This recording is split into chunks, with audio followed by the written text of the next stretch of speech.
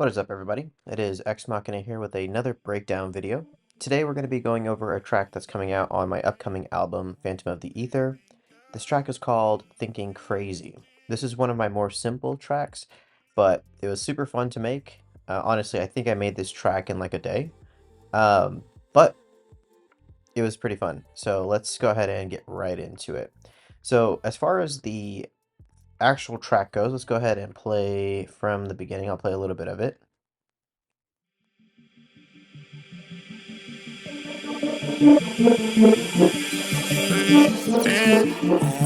Lately got me thinking.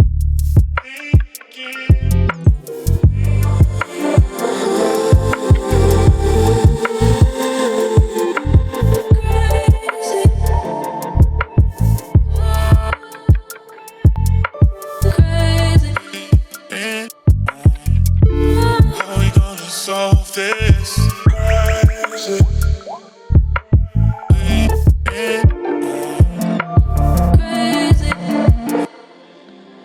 Alright, so we'll actually get into what we did in the beginning of this tune. I won't go too deep into the meat of the track, just so you guys can listen to the full version on my AUDIUS when it drops on January 11 or all streaming platforms on February 8th of 2025. Alright, so to get into the main elements of the track, we have the leads, the drum and bass, and then we have the vocal group. So we'll dissect the leads first, so go ahead and solo that. And then you can see that we've got my usual sounds. I have like a arpeggiator. I think this is a wavetable synth, and then just a bunch of effects. So you can see I used roar and then had a little bit of something going on with the LFO tool to give it that sound. Without it, it would sound something like this.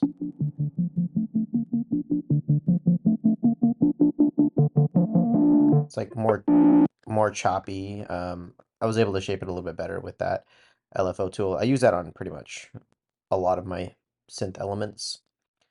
And then I have the synthesizer here, which is, let's see. Oh yeah, that good old grain delay. You can see that I've got grain delay on this synth. And it really does create some crazy cool textures. And this synthesizer is probably also wavetable, Ableton stock, and then just a bunch of effects.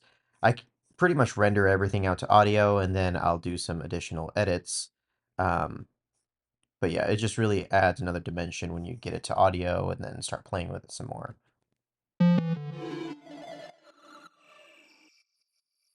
Yeah. I mean, that alone sounds so cool. And honestly, when I create my sample pack, I'll probably swipe a few of these for some nice synth textures. And then we got the piano over here.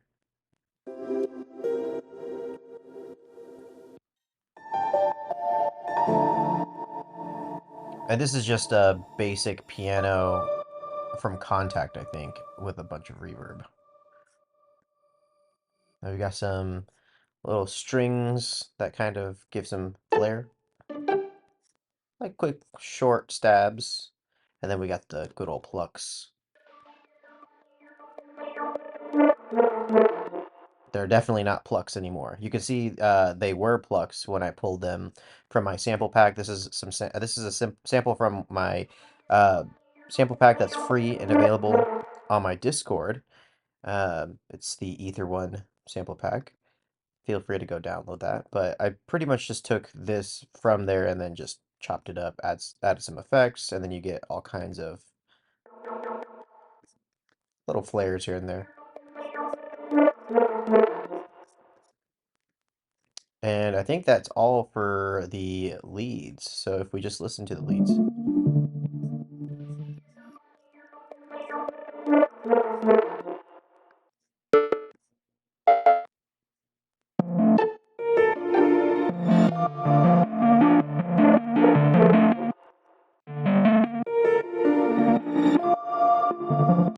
Okay. And now getting into the drums. So the drums usually has my signature sounds in it. I've got the kick and bass, I've got the snares, and then I've got the top. And just getting into the signature sounds here, since it's at the top, we'll solo that. And you can see there's multiple layers.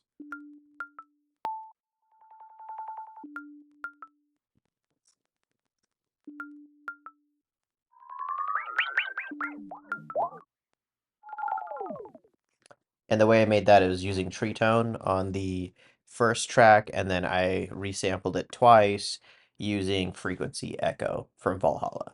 So that really gives you some saucy transitional sounds, and I use that frequently throughout the track, as you can tell. And then we have the meat of the low end, so that is the kick and bass. Same guitar bass I use all the time.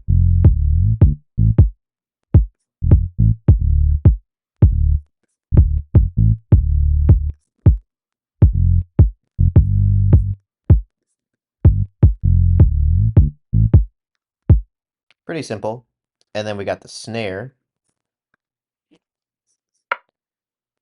probably has some, yep, some automation going on. And this is super massive.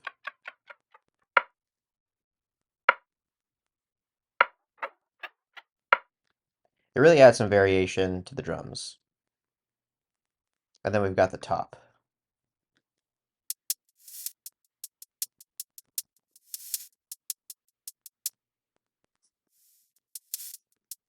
And that's also got a bit of supermassive going on, as you can see.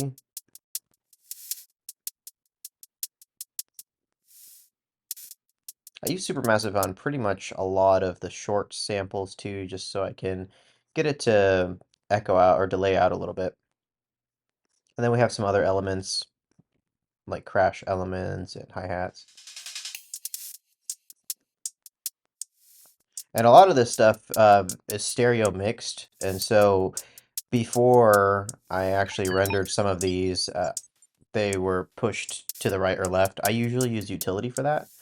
So utility, you can drop it on any one of these and then push it either to the left or to the right, and then adjust the gain. Typically, whenever you move it completely to one of the sides, you'll want to drop it a little bit because it's more prominent in the stereo field.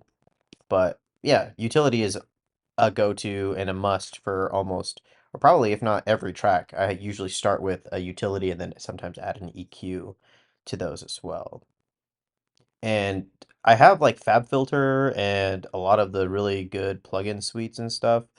Um, I mean, I even have like all kinds of other random plugins, but I tend to like stick with stock Ableton stuff lately just because the processing power. Sometimes my projects get a little bit complex when it comes to the delays and stuff, and it really hits the computer heavy.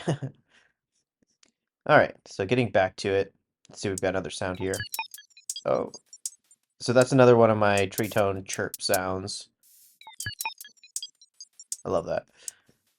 I just put it in this section probably because it just sounded a little different and it was EQ'd, and then side chained a certain way. And so just to hear that whole section,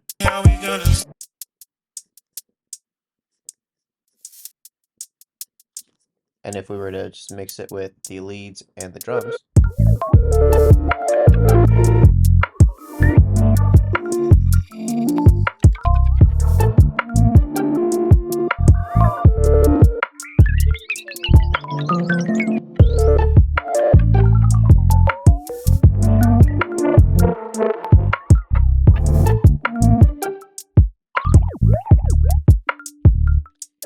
it sounds good, but obviously it's missing that last element, which is usually the vocals.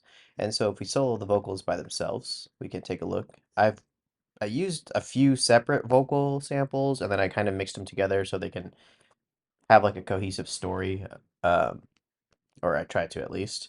But just listening to what we have here. So I use a lot of LFO tool on the vocals. Lately got me thinking. Tell me how we gonna solve this.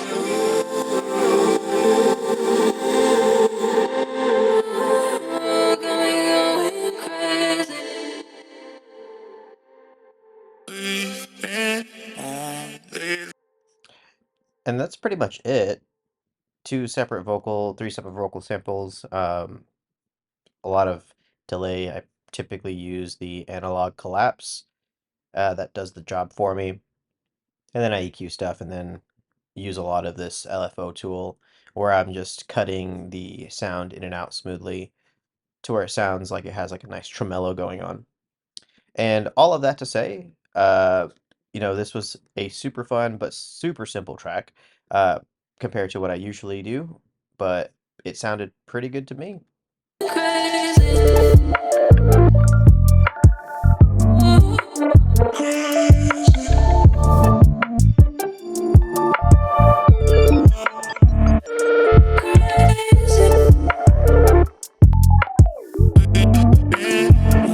Lately got me thinking. Yeah, buddy. So the mastering chain is the same that I typically stick to. So I'll have like a limiter to start, usually bring up the gain a little bit. And then I'll use ozone to get some EQ going on, some imaging if I need it.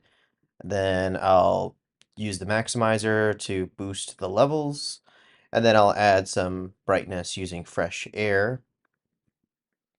And then to chop out some of the unwanted frequencies, I'll use soothe. And then I'll EQ a little bit more, but in this case I didn't do anything, so pretty much a waste. And then we have the final limiter, which I boost as well. And then normally I'll do like oversampling 32 on a practically clipping preset, which tends to sound pretty good for me. And then I have some metering tools, and that's it. So that covers my track Thinking Crazy. I hope you guys enjoyed that. I hope you guys saw a little bit and understood how this track came to be. But yeah, see you guys on the next one.